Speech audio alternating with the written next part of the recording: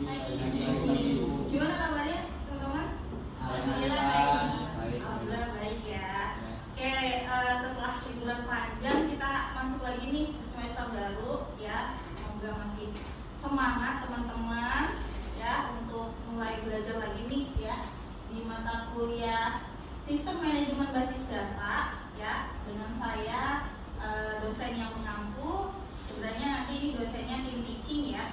Jadi materi ini nanti ada beberapa dosen dan juga untuk merumuskan materi juga kita bersama-sama ya dengan ini 4 SKS ya teman-teman. Jadi mata kuliah ini tidak hanya teori tetapi kalian juga diharapkan bisa praktiknya.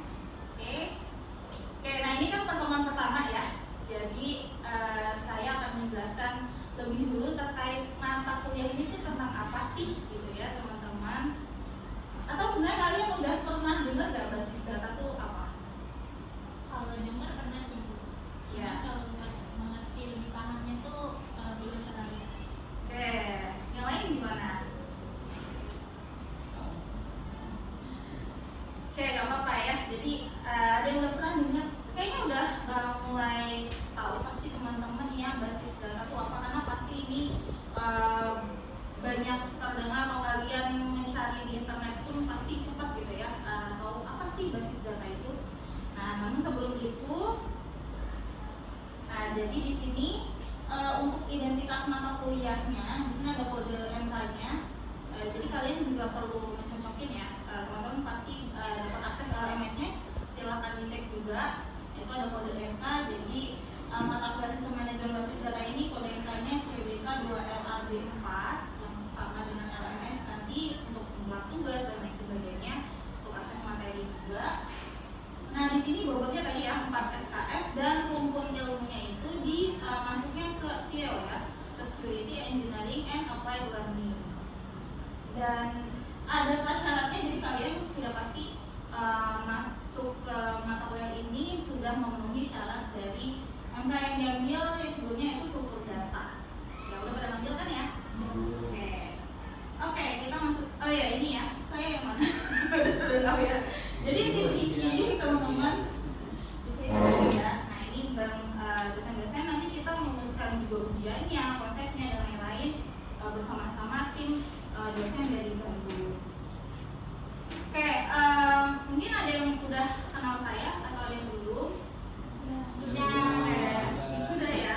Jadi mungkin sekilas aja saya perkenalkan diri ya. Jadi nama saya Syifa. Kalian bisa menghubungi saya ke nomor telepon berikut dan juga email. Ini ada LinkedIn juga teman-teman. Nanti kalau mungkin dari sekarang juga bisa ya membuat profil di LinkedIn untuk profil profesional. Nantinya kalau udah kerja itu sangat dibutuhkan. Bidang riset saya cyber security, blockchain dan quality assurance, karena sebelumnya saya juga punya pengalaman kerja di quality assurance. Nah ini beberapa pengalaman kerja saya sebelum jadi dosen ya. Jadi jadi industri dulu, jadi software engineer, jadi peneliti, sampai akhirnya memutuskan jadi dosen. Ceritanya panjang ya, udah cerita. Oke, teman-teman. Nah, oke, jadi mata kuliah ini tadi udah ada yang dengar ya, mata kuliah basis data itu apa gitu ya. Nah, jadi mata kuliah ini termasuk mata kuliah wajib ya, wajib program studi. Akan mempelajari apa aja? Nah, ini akan mempelajari terkait konsepnya dulu. Jadi kalian pahami dulu konsep dasarnya dulu ya, konsep dasar basis data, arsitekturnya, struktur filenya, kemudian juga membuat pemodelannya yaitu dengan ERB, dan juga nantinya kalian akan menggunakan SQL yaitu bahasa dari pemrograman database ya, yaitu Structured Query Language. Nah, jadi mata kuliah ini termasuk fondasi dalam pengelolaan sumber daya informasi dan data untuk mendukung teknologi informasi. Nah ini ya, jadi tadi. Nah timeline perkuliahannya ya berikut, dan juga ada waktu remedialnya nanti pada saat pekan perkuliahan.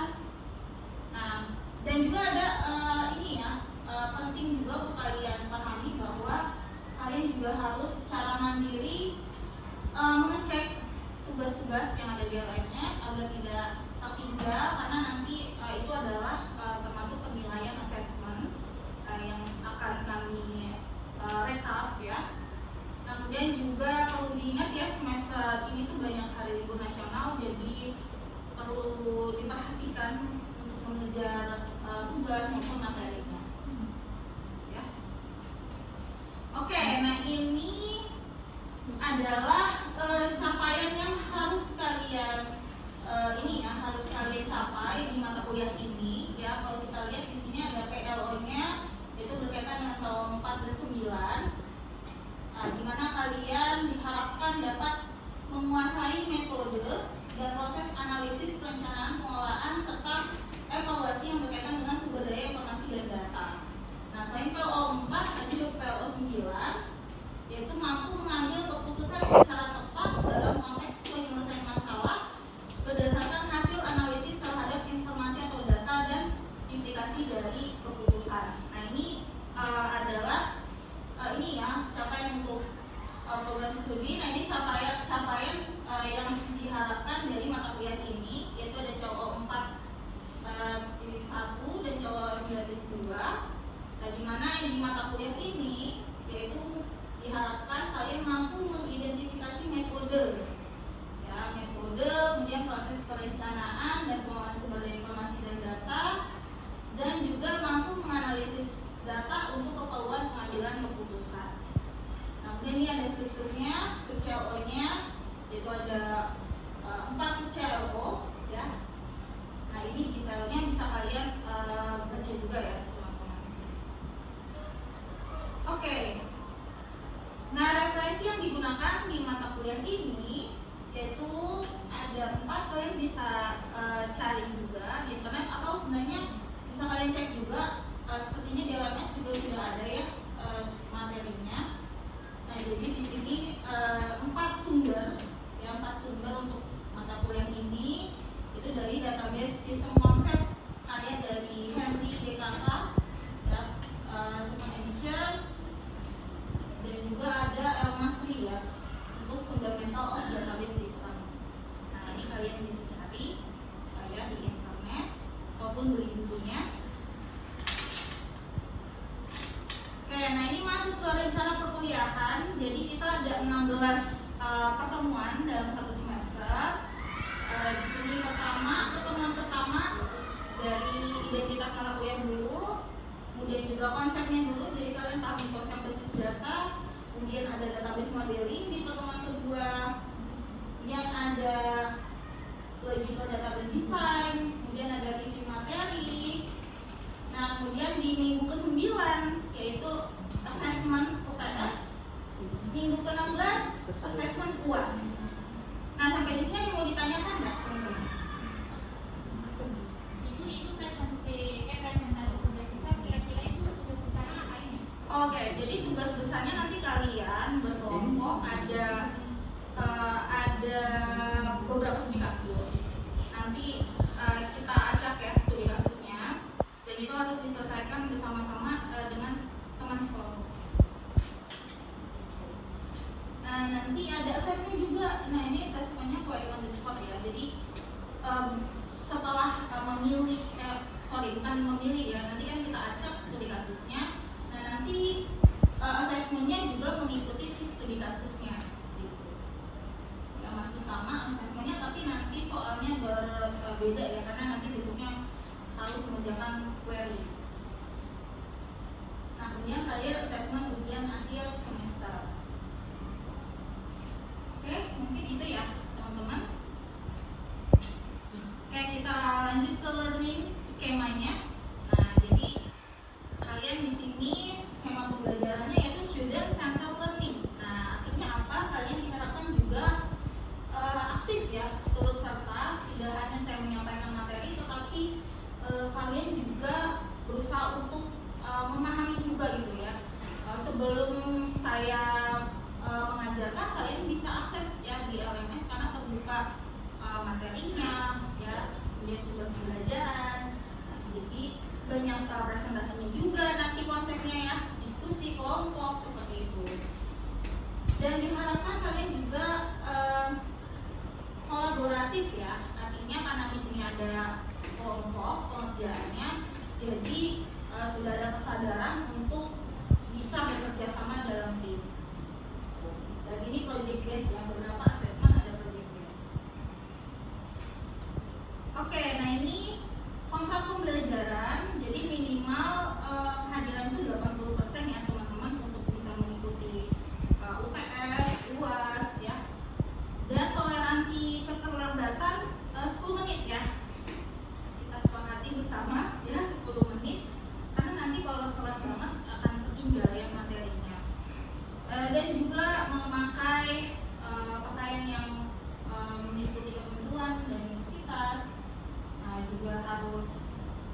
bersih ya dalam pembelajaran, artinya yang bawa makanan atau apapun harus perhatikan kebersihan di kelas.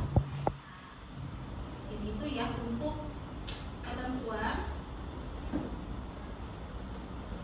Nah, di sini komponen penilaian. Jadi kan tadi ada COO, capaian yang diharapkan dari mata kuliah, dan ada COO-nya.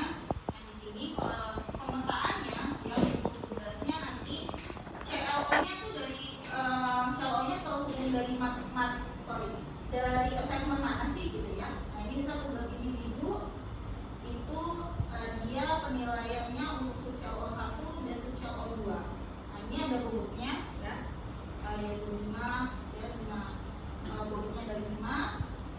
Nah, dan seterusnya. Di sini juga tidak hanya sisi kognitif yang dinilai atau pemahamannya, tetapi juga partisipatif teman-teman, dan juga ada project ya. Nah, project ini bobotnya besar ya.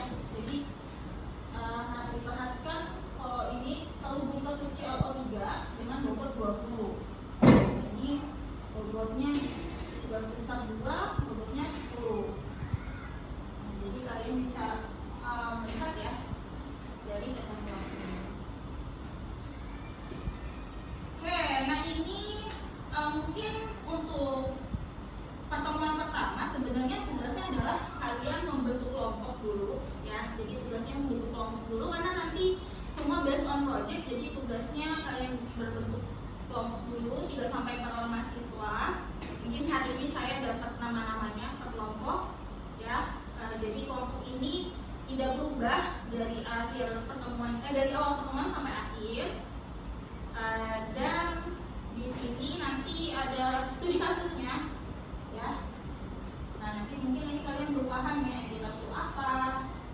Nah, jadi kalau gambarannya nanti akan seperti ini ya studi kasusnya. Jadi ada studi kasus proses bisnis perusahaan, kalian harus mengidentifikasikan yang mana entitas ya, dan yang mana relasinya. Nah, itu nanti kita pelajari. Tapi mungkin pertemuan pertama ini kalian perlu membentuk kelompok terlebih dahulu.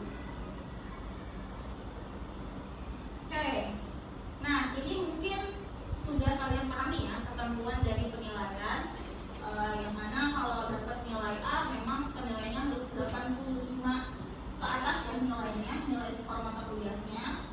Kemudian ada A, B, kisarannya seperti ini, sampai yang E. Nah, kalau E ini tidak lulus ya, tidak lulus dari mata kuliah ini.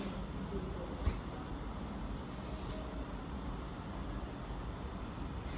Oke, mungkin itu teman-teman. Nah, oke, jadi sebenarnya mata kuliah ini tuh akan berhubungan dengan apa sih itu karirnya setelah lulus ya, setelah kalian lulus kuliah. Sebenarnya basis data tuh digunakan untuk apa sih, hubungannya dengan apa sih kerjanya. Nah, banyak sekali ya teman-teman bidang pekerjaan yang menggunakan basis data. Kayaknya udah semua tuh pakai basis data kan, database ya. Contohnya di sini ada DBA, yaitu admin database ya, atau database administrator. Nah, ini juga karir yang akan bisa kalian apply ya, nantinya tersedia setelah lulus ya, yang berhubungan dengan mata kuliah ini. Kemudian ada data engineer, data scientist, dan banyak lagi ya. Software engineer juga pasti menggunakan database ya, karena semua pasti menggunakan database ya, karena semua based on digital. Nah, jadi ini pekerjaan yang akan ada ya teman-teman ya, di industri yang berhubungan dengan basis data. Oke, nah ini ada ya setelah nanti ya mungkin saat ujian kalian sudah mendapatkan nilai. Nah, ini ada format pengajuan banding nilai. Jadi teman-teman ada waktu yang nanti saya akan berikan untuk kalian cek nilai kalian apakah sudah sesuai atau tidak, dan kalian boleh mengajukan banding nilai. Nah, nanti nilai yang diperoleh berapa, kalau jika saya salah input kalian bisa banding nilai gitu ya. Formatnya gimana, kalian bisa japri via chat jika ada kesalahan input, kemudian berikan alasannya. dan dokumen pendukung atau evidence-nya. Oke, oh iya, nah ini juga bakal penting ya teman-teman ya. Jadi ada yang harus kalian perhatikan terkait plagiarisme, yang mana kalian harus hati-hati dalam mengerjakan tugas, baik menggunakan ChatGPT gitu ya, ataupun kalian ini ya dalam bentuk menyalin atau mengambil. Nah ini tindakan terlarang ya teman-teman ya. Jadi plagiarisme ini tidak boleh. Jenis-jenisnya pun ada ya. Jenisnya ada plagiarisme langsung, parafrase, otomatis, self plagiarism. Kalau langsung berarti menyalin karya temennya ya untuk diakui menjadi karyanya. Nah ini sangat tidak boleh ya teman-teman ya. Dan lain-lain. Nah ini sanksinya berat ya. Kalau similarity-nya lebih dari 25% itu tidak diterima. Nah kemudian plagiarismenya terbukti itu nilainya langsung 0. Kemudian jika berulang, nah ini ada teguran akademik dan konsekuensi lebih lanjut. Nah lalu gimana cara menghindarinya? Nah pastikan kalian kalau ada tugas yang ada sumbernya itu pastikan ada kutipan ataupun sumber yang jelas. Didapat dari mana sumbernya? Kemudian parafrase. Nah parafrase itu bukan hanya mengganti kata-kata, tapi kalian pahami juga. Yang kalian pahami, kalian berikan pakai kata-kata kalian. Kemudian gunakan juga alat pengecek plagiarisme ya. Nah ini kan ada fasilitasnya ya teman-teman ya, pengecekan plagiarisme. Nah kalian juga perlu mengecek ya. Nantinya kalau tugas akhir juga gitu ya teman-teman ya. Jadi jangan sampai nanti setelah TA ada terbukti ya ada plagiarismenya. Nah ini lebih baik dicegah dari sekarang ya, karena itu pelanggaran berat dalam dunia akademik.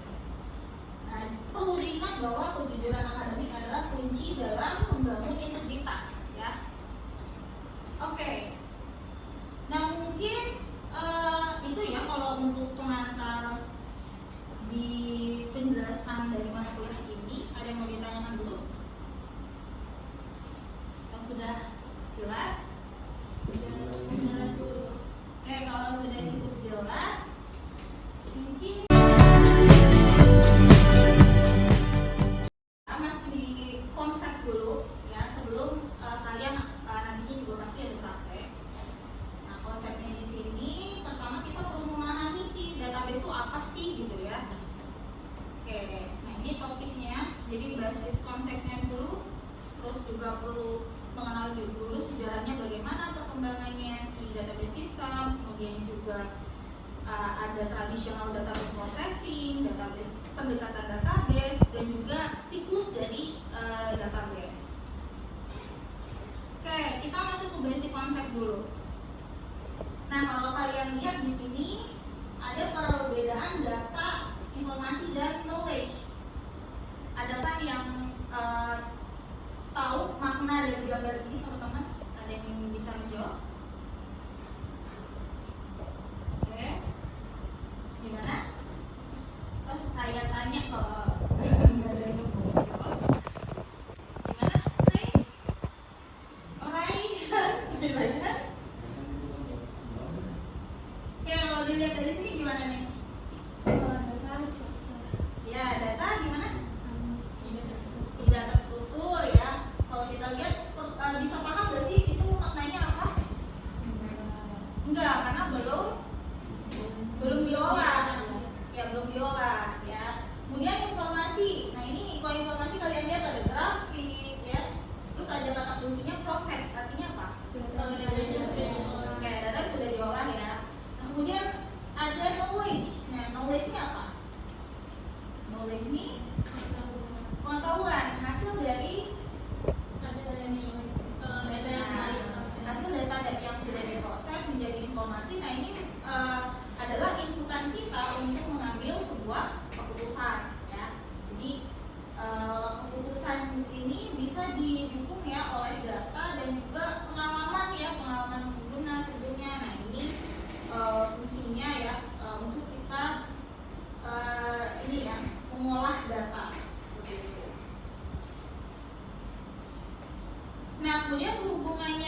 database itu apa, teman-teman? Nah, jadi kalau database ini adalah data yang sudah terhubung dan diorganize ya. Nah, jadi si database ini intinya adalah sebuah software yang membantu kita ya, manusia, untuk dapat memahami ya data yang sudah saling terhubung ya, logically related. Jadi data yang sudah terhubung nanti ada relasinya atau hubungannya. Nah, ini sudah terorganize dalam sebuah software yang namanya database ya, nanti namanya DBMS, Database Management System. Ya. Nah, jadi di sini kalau dilihat data itu fakta ya. Jadi fakta concerning object. Jadi objek, misal kalau di kelas ini kalian objek itu ada apa aja?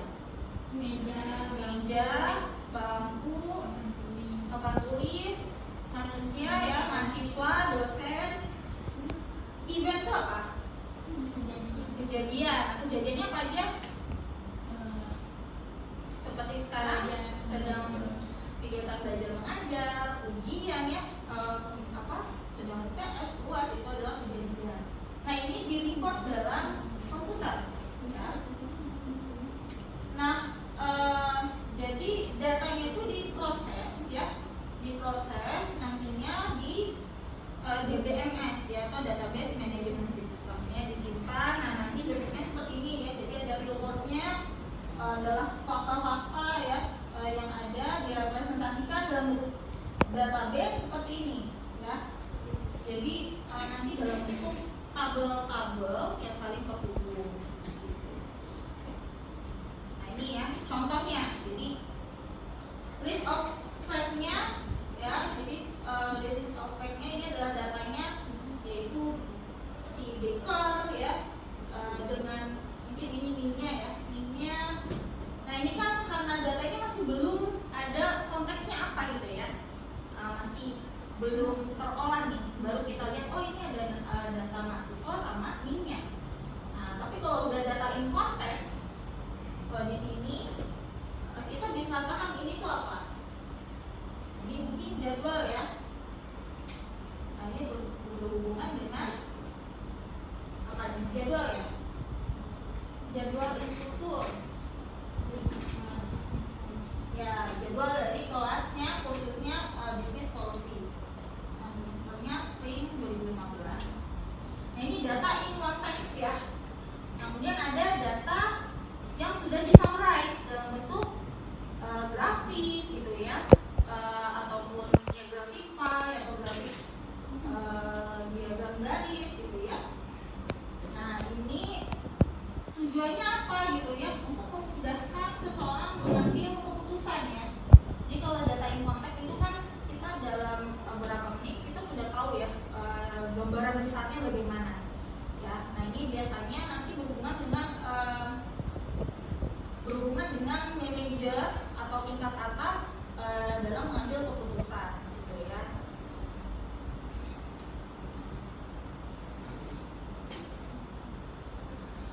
Oke, mungkin untuk materi sampai di sini. Oh ya, jangan lupa saya memberikan tugas di LMS ya.